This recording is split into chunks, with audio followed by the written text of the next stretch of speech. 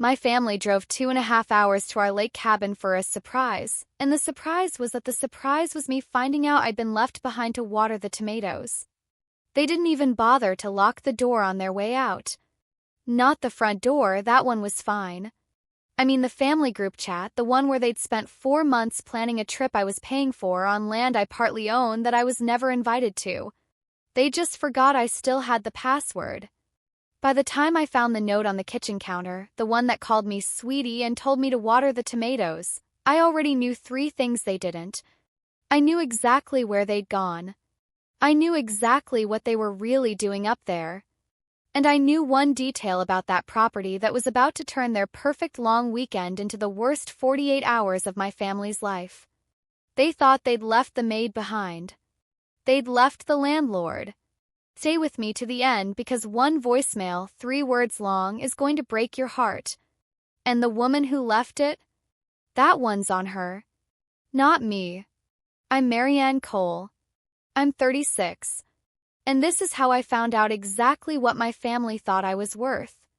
Welcome back to Silent Revenge, where quiet women tell you exactly how they took their power back. No yelling, no fireworks, just receipts, patience, and a plan. If stories about family, boundaries, and quiet justice are your thing, hit subscribe before we start because you'll want to see how this one ends. I run a small accounting practice out of a converted storefront in Millbrook, Pennsylvania. 2 part-time staff, a coffee maker older than my business license. I built it from nothing after night classes and a lot of ramen. I live alone, 15 minutes from the house I grew up in. I keep my ledgers in pencil because ink is for things you're sure about. 7 years ago, my dad, Walter, dropped dead of a heart attack in the parking lot of the feed store, 59 years old, a bag of fence posts still in his hand. He was the center pole of our family tent. When the center pole goes, somebody has to hold the canvas up. That somebody was me. My grandmother Eleanor's medication schedule lived in my phone, not my mom's. The furnace guy, the insurance agent, the tax office, they all had my number. Every family tax return crossed my desk every April, free of charge. And in my office, on a shelf between client boxes, sat a plain black binder nobody in my family had ever seen. I'd been quietly adding to it for 6 years, the way you tend something you don't want to look at too closely. By the end of this story, every one of them will know exactly what's in it. It's going to cost more than any of them are prepared to pay. You'd have liked my family if you only ever saw us from the sidewalk. My mom, Diane, 59, could turn a card table into a magazine spread. My older sister, Renee, 39, works a dental front desk, married to a good-natured warehouse foreman named Todd. Their daughter, Presley, is 11, the only one who ever asked how my week was going. My younger brother, Cody, 31, sells home gym equipment and has been one investor away from his own franchise since he was 26. Every Sunday, pot roast at my mom's. And every Sunday, some form needed filing, some bill needed a call, and the room would say the same easy sentence: Marianne will handle it. Nobody ever asked if I wanted to. You don't ask the generator if it feels like running tonight. Last winter, for the first time, I said no to something. Cody wanted me to co-sign a truck loan he couldn't afford. I offered to help him budget for a used one instead. The frost that followed lasted 3 weeks. My mom has a specific weather system for disappointment. Nobody's technically angry, but the gravy gets passed to you last. Every time. Until you learn. I thought that frost had melted by summer. I had no idea what it had frozen into instead. The whispering started 3 weeks before Labor Day. My mom called while I was closing out payroll. Don't make any plans, honey. Not for Labor Day. Promise me. I asked what was going on. Just wait, she said, smiling through the phone. That Sunday, the whole house had a secret in its pockets. Renee and Mom went quiet the second I walked into the kitchen. Cody grinned at his plate like a kid holding a lit sparkler behind his back. Presley bounced up to me. Aunt Marianne, did you know we're... And Renee's hand landed on her shoulder so fast it spun the kid's ponytail. I told myself it was a surprise. For me. I know how that sounds now. But I'd spent 6 years being the person who plans everything for everybody else. Nobody had planned a thing for me since my 30th birthday, when my dad grilled burgers in the rain under a leaking carport and made us all sing off-key. I asked twice, straight out, if anything was happening. My mom told me to stay close, trust her. Renee told me everything was all handled, just keep my weekend open. So I moved my quarterly review. I gave up a non-refundable conference seat I'd been looking forward to since March. I checked the family group chat obsessively. Nothing. Quiet as a bank on Sunday. Back in January, I tried to fix this family with a spreadsheet, a simple, fair cost-sharing plan laid on my mom's table. She cried like I'd read her diary in church. Renee said I was turning family into an invoice. Cody called me a calculator with a ponytail. I folded the plan back into my purse and kept quietly paying for everything myself. They called me a calculator in January. By September, I'd learn what they really thought I was. The Friday before Labor Day, my mom made pot roast on a Friday and asked me to sleep over. The house felt like a stage set 10 minutes before curtain. I caught a glimpse of a suitcase behind the laundry room door, and my chest did that stupid warm thing. A surprise. For me. When Renee's family left that night, Presley hugged me too long and said, "Bye, Aunt Marianne," in a small voice I misread as sleepiness. My mom kissed my forehead at the top of the stairs, first time in years, and said it once more, softer. "Don't make any plans." I fell asleep listening to my family whisper through the wall, warm as a fool in winter. I slept great that night.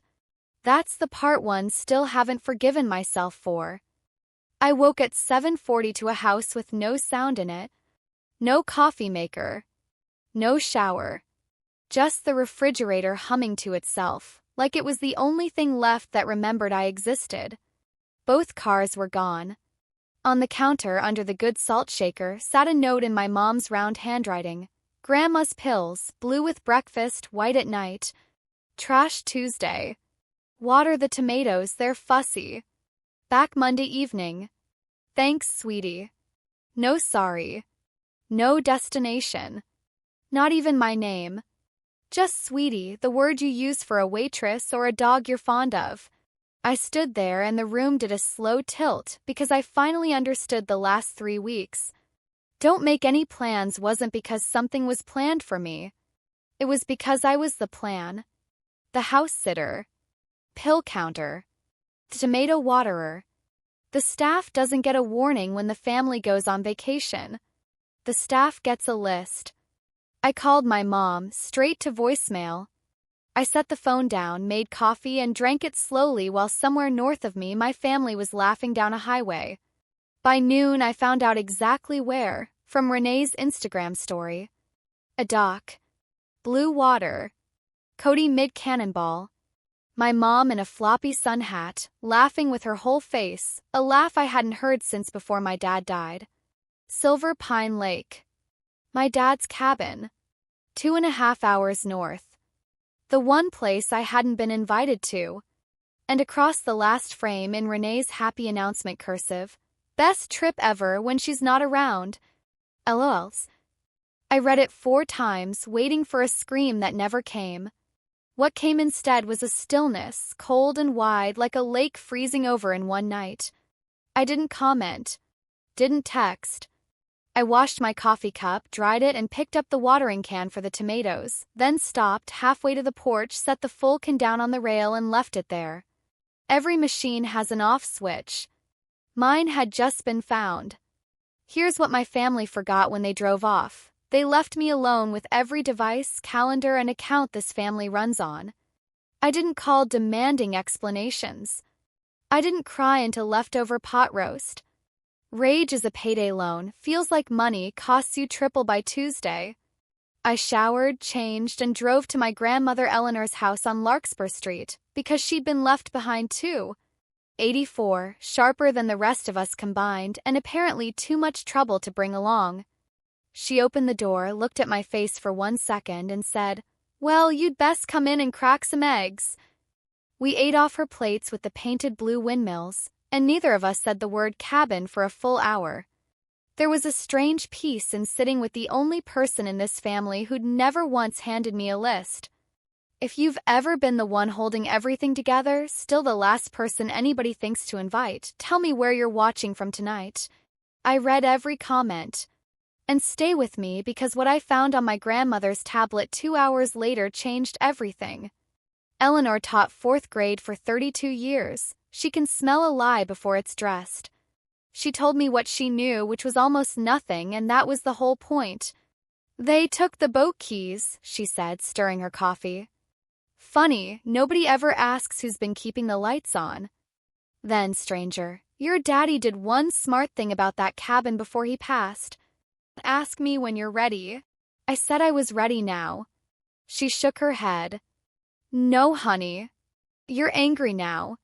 Ready comes after you find out what they're actually up there doing. I'd set up her tablet 3 years back on an old and used account of Renee's because nobody wanted to pay for new storage.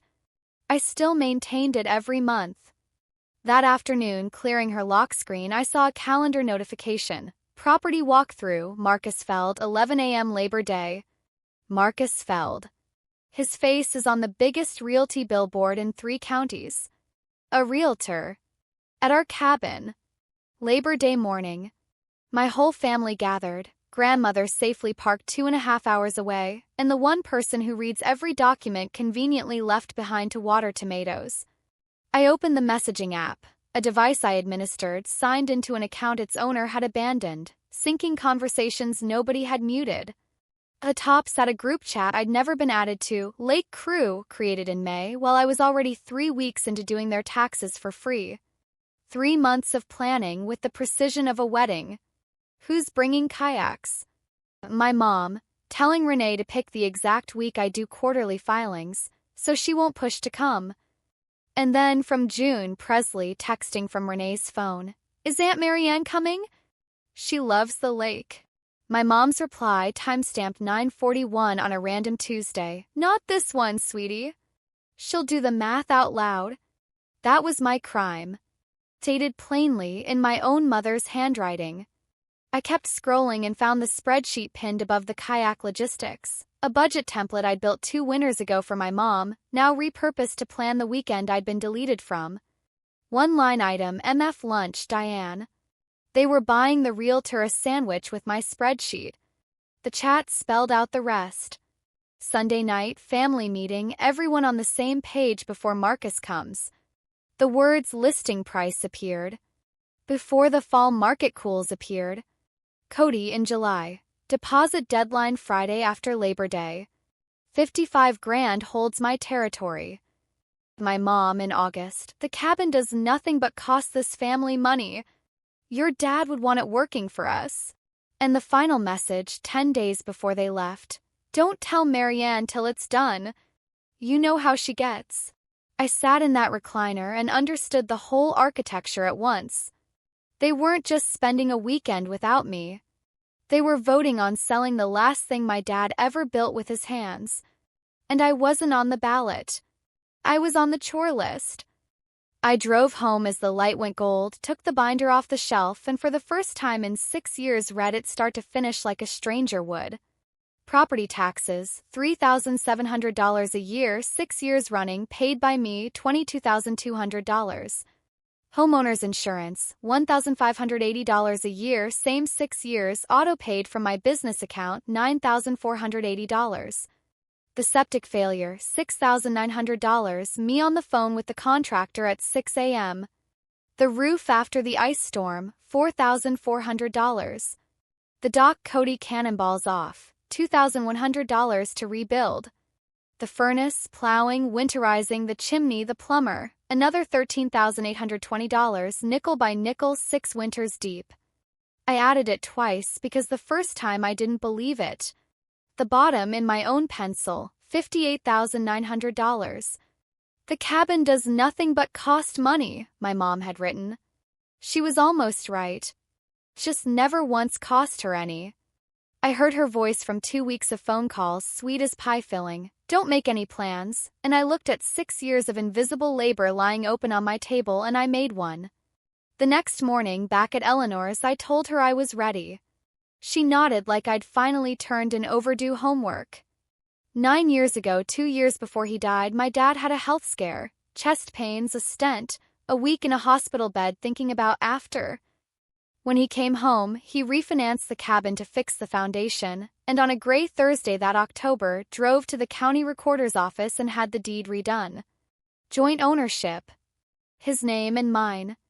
He said the cabin should belong to somebody who shows up, Eleanor told me. Somebody who shows up should hold the keys. I'd signed the paperwork at 28, half listening, assuming it was housekeeping for some distant future. He'd meant to tell the family when the timing was right. 20 months later, he was gone in a parking lot and there'd never been a right moment. I'd folded my ownership away with my grief and never said it out loud. "Sit back down," Eleanor said when I stood to leave. "There's a second half." She told me about my mom then, the part that never gets told at Sunday dinner. 22 years old, 6 years spent nursing her own mother while her sisters mailed Christmas cards from Florida. Nobody paid her. Nobody asked her. The one time she raised it, her mother asked if daughters had started charging for love now. "Your mama nearly drowned in that water," Eleanor said. Instead of draining it, she taught her own daughter to swim laps in it and called it love. She patted my hand. Knowing where a river starts doesn't keep you dry.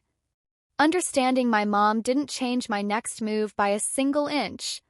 It only made my hand steadier when I finally made it. Sunday night, my kitchen table, the binder at my elbow, tea going cold, laptop open like an altar. 2.5 hours north, my family was gathering for their meeting, everyone on the same page before Marcus arrived. I did not text them. I have never texted them about any of this, and I never will.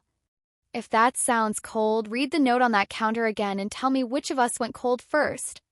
9:12 p.m. I emailed Marcus Feld Realty. 3 lines. I am a joint owner of record on the property at 88 Silver Pine Shore Road. Property is not for sale, and no listing agreement will be signed by me.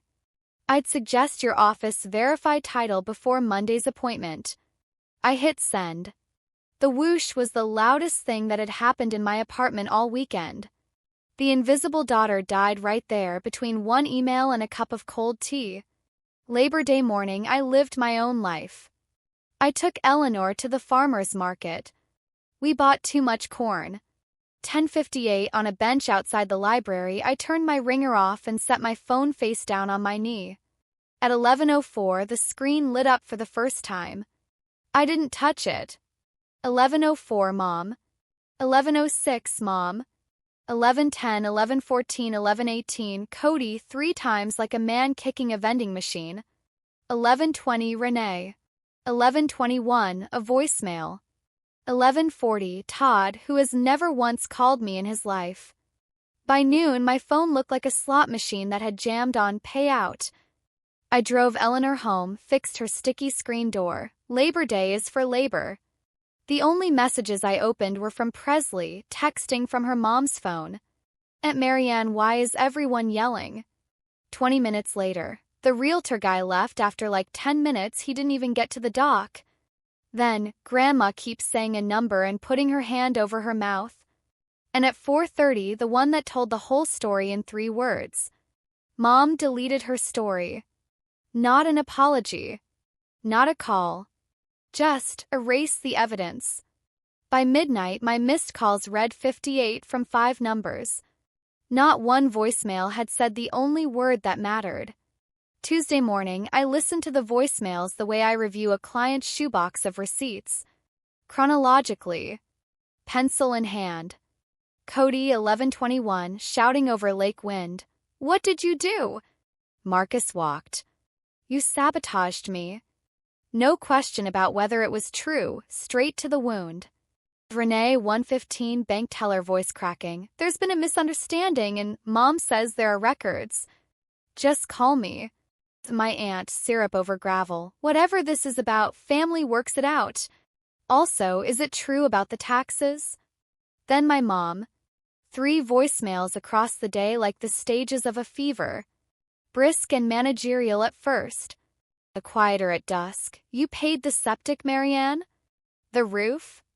Why didn't you? Then a long breath and a click. And the third, 11:58 p.m., barely a whisper. A woman alone on a dark porch while everyone else pretends to sleep. Please come home. We didn't know.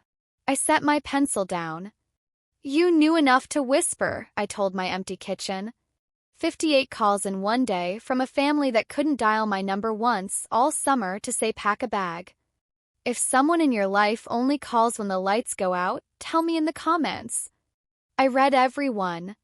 And stay with me because what I said in that living room 2 nights later, my family will never forget. They came home Tuesday, a day late. Cody didn't call ahead.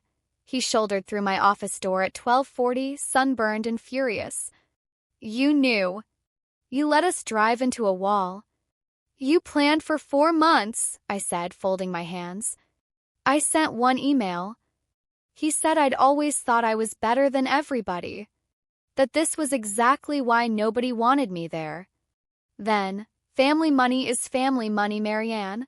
Funny, I said, how none of the family ever actually paid any of it. He kicked my wastebasket into the wall on his way out. That evening, Renee showed up with a grocery store lasagna and mascara ghosted under her eyes. It was a stupid joke, she said. I thought you'd chosen work over us again. She told me my mom had said back in June that I'd been invited first and turned it down myself, that I felt guilty about it so nobody should bring it up. 2 stories. Airtight. Pointed away from each other like curtains over the same window, with one director making sure both halves of the family never compared notes.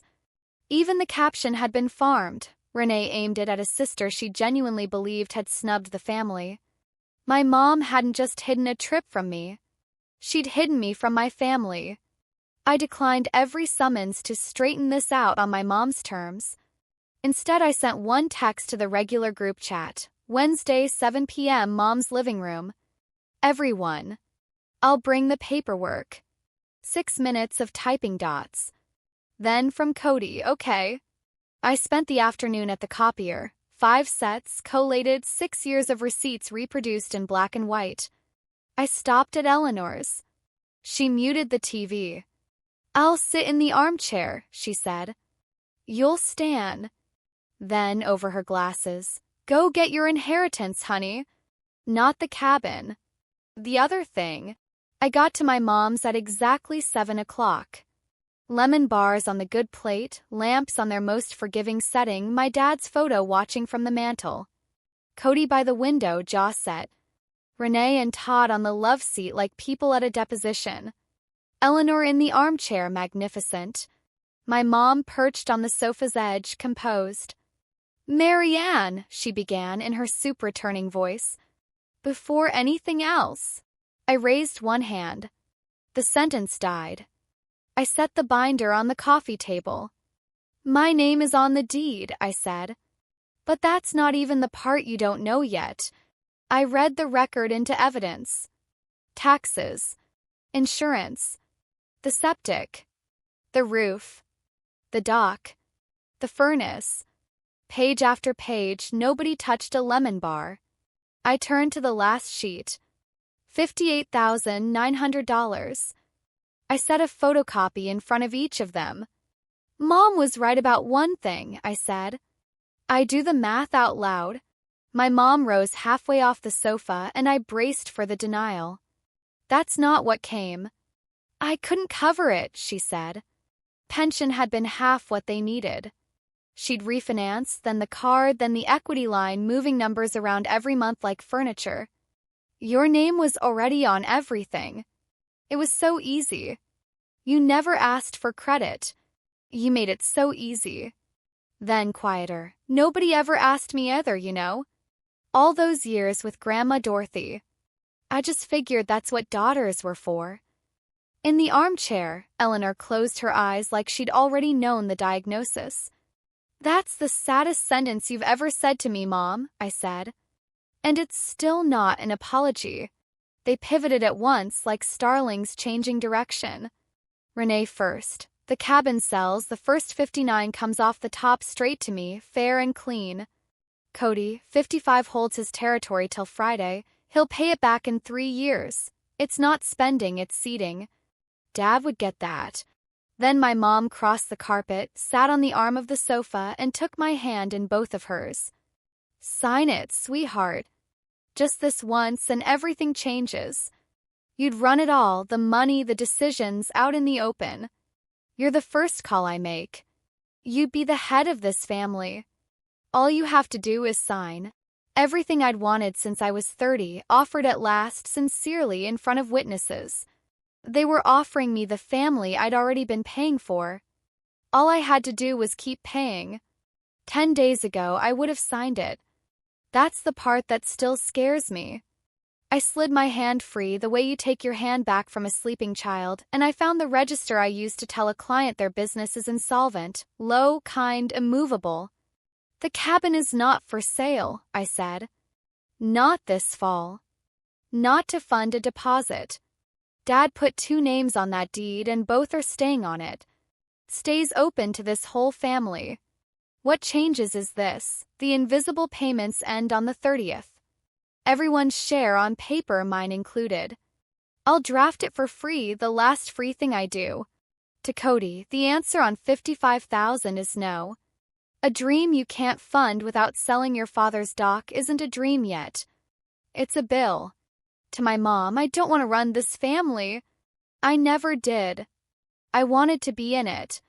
Took me $58,900 to learn the difference. I'll teach anyone in this room the binder. I'll carry no one. I'm your daughter. I was never your staff. Cody kicked the coffee table so hard it jumped. Then it's gone. The territory. Friday it's gone. That's on you. He pointed at me like a car wreck. You're the reason this family is over. Dad would probably... He stopped at the edge of the sentence none of us ever finish, grabbed his jacket, and the door detonated behind him. My mom looked at the door, then at me, and chose silence one more time. That was my payment in full. Renee gathered Todd with a glance. I'll call you, in a voice that meant someday, maybe. Then small feet on the stairs. Presley, in her sleep shirt, sailed past her own mom's hand straight into me, arms locked around my ribs. Great-Grandma Eleanor said you'd stand up, she whispered. She told me to watch. I hugged my niece, said goodnight to the room, and walked out lighter and poorer than I'd ever been, both at once, having traded the family I'd been buying for the person I'd been burying underneath it. I'd love to tell you the phone rang the next morning full of apologies. It didn't. It never does. Cody went quiet. No calls, no Sunday dinners. The franchise territory went to somebody else. Renee texted on holidays, polite as a greeting card. My aunt changed sides 4 times depending on the room. Then, on a gray Tuesday in October, the bell over my office door rang and my mom walked in. No lasagna, no speech, just a grocery bag full of unopened envelopes. Teach me the binder, she said. So I did.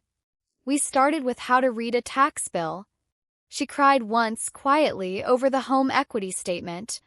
She took a part-time job at the fabric shop, her choice. In December, she put a check for $150 on my counter, the first of a payment plan she'd invented herself.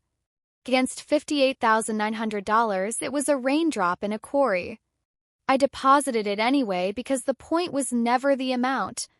Presley started coming by on Fridays to learn what she calls allowance math. Small, true things. Turns out that's what's left once the performance closes, and unlike pot roast and promises, small, true things compound.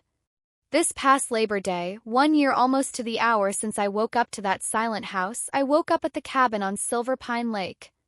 First one up, coffee in my dad's old mug, bare feet on the dock he paid for. Still standing. Eleanor was on the porch by 8, supervising the horizon. Presley practiced her dive off the dock, badly and magnificently, while Renee filmed every attempt and posted none of them. My mom arrived at noon with potato salad and zero commentary, and sat in a lawn chair like a guest, because that's what she was now. Guests, it turns out, can be genuinely delightful.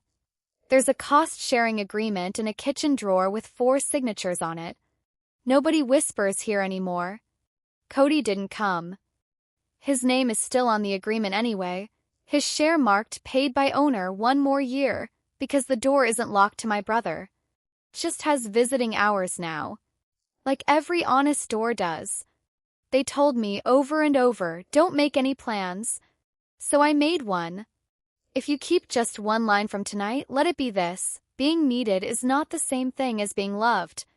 The day a woman learns the difference is the day she stops being furniture in somebody else's house and starts being the author of her own. That's my story. 1 note on a counter. 1 black binder. 58 missed calls. And 1 plan I finally made for myself. If this reminded you of a ledger you've been quietly keeping for people who never asked what it cost you, take that as your sign.